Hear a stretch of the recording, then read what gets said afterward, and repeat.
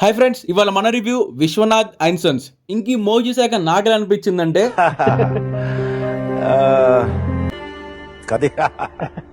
నాకైతే నచ్చలేదు guys.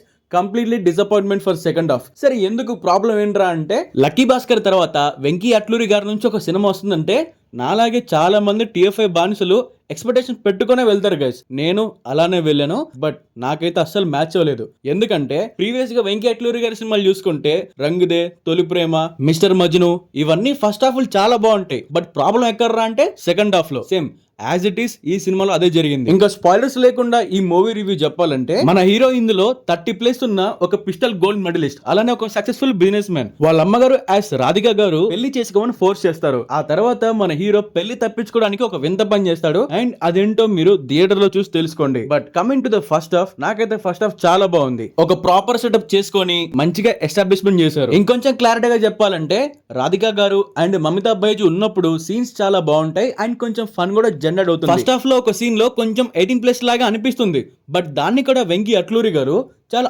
Organic వేలో కామెడీని ప్రజెంట్ చేశారు. Now coming to the second half,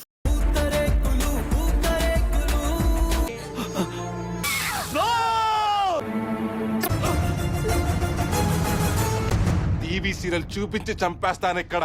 so అది గైస్ మన రివ్యూ. ఈ రివ్యూ మీ అందరికి నచ్చినట్టయితే please like, share and subscribe. And ఈ వీడియో మనం పార్ట్ 2 కూడా చేద్దాం వీలుంటే. Thanks for watching. Stay tune. Bye.